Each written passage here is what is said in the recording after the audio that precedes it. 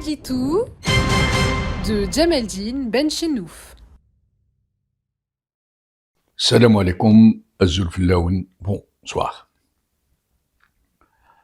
Hossein Ait Ahmed est l'un des rares historiques de la révolution algérienne qui ont survécu à la guerre de libération et dont le régime algérien n'a pas pu récupérer la mémoire, avec d'autres figures aussi qui s'étaient dressées contre lui très tôt, qu'il avait dénoncé, qu'il avait combattu, et dont certaines ont été harcelées par lui, par ce régime, avec le dernier acharnement.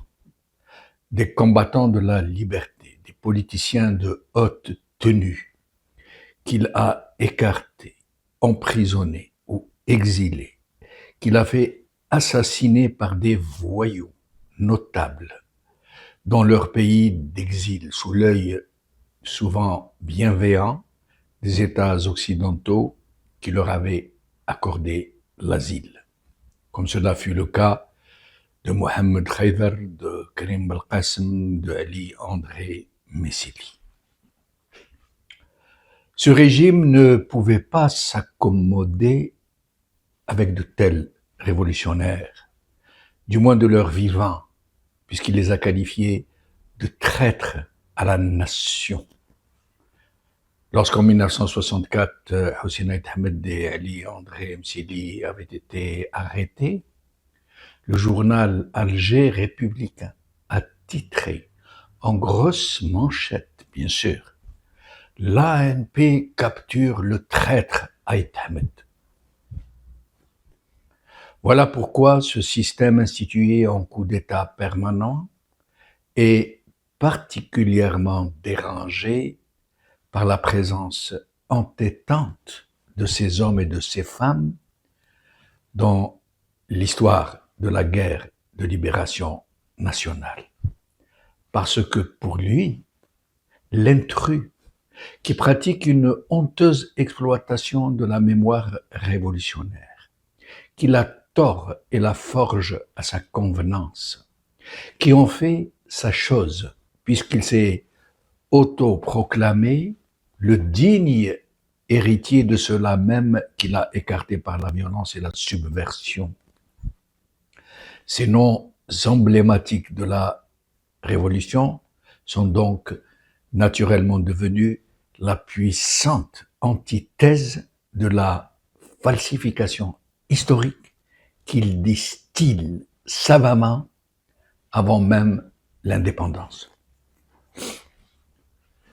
À l'instar de Hossein Ait Ahmed et de tous ceux que ce régime a persécutés ou liquidés, nous savons aujourd'hui que nous avons affaire au même régime, même si sa composante humaine a changé jusqu'à donner un Tebboune ou un Chengueriha en droite lignée de ceux qui les ont précédés et dont ils ont adopté la conduite.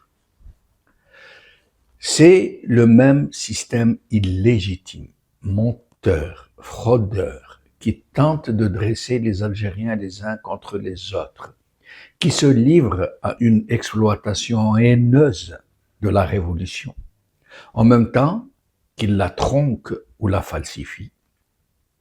C'est ce même régime qui a créé un nombre effarant d'anciens moujahidines pour noyer dans la masse les vrais moujahidines. C'est lui qui a corrompu d'authentiques leaders de la révolution en bon argent et en privilèges de toutes sortes pour qu'elles se taisent sur ses méfaits. C'est lui qui en a récupéré certains, parmi les plus emblématiques, pour s'en servir comme d'une vitrine trompeuse. À l'instar de Hossein Ait Ahmed, ces révolutionnaires sont devenus les révolutionnaires qui ne se sont pas laisser acheter, sont devenus un obstacle pour ce régime, pour ses méthodes de manipulation des foules. Il n'a pas pu s'en débarrasser à la faveur de la guerre contre le colonisateur, du moins pas tous. Il n'a pas pu le faire comme cela fut le cas de Abba Ramdan et de bien d'autres qu'il avait éreinté et dénoncé ces pratiques rampantes avant l'indépendance.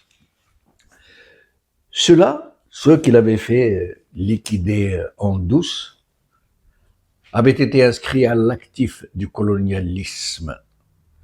Rappelez-vous la une du journal clandestin de la Révolution, El Moudjahid, bien après l'assassinat de Abban Ramdan, qui titrait en grosse manchette « Abban Ramdan est mort au champ d'honneur », pour dire que la subversion et le mensonge viennent de loin, que le ver était dans le fruit bien avant qu'il ne mûrisse, que nous continuons de vivre la même logique mystificatrice, la même métastase du mensonge fondateur. Mais dans cette indicible perversion, dans ce cauchemar collectif où tout un peuple a été fourvoyé dans des perceptions infectées, où il ne parvient plus à discerner le vrai du faux, le flamboyant du rampant, où il ne reconnaît plus ses véritables amis et encore moins ses véritables ennemis. Pourtant, des sentinelles vigilantes demeurent qui se relaient de loin en loin, même après leur mort, pour entretenir la flamme de la liberté et de la dignité. Pendant que nombreux parmi d'authentiques révolutionnaires se sont laissés acheter à vil prix, eux, nos impeccables héros, ont vécu et sont morts dans l'honneur. Ils ont refusé de monnayer leur engagement. Ils n'ont pas trôné sur ces sièges d'indignité que le régime leur offrait, parce que leur cap de vie était celui de l'honneur.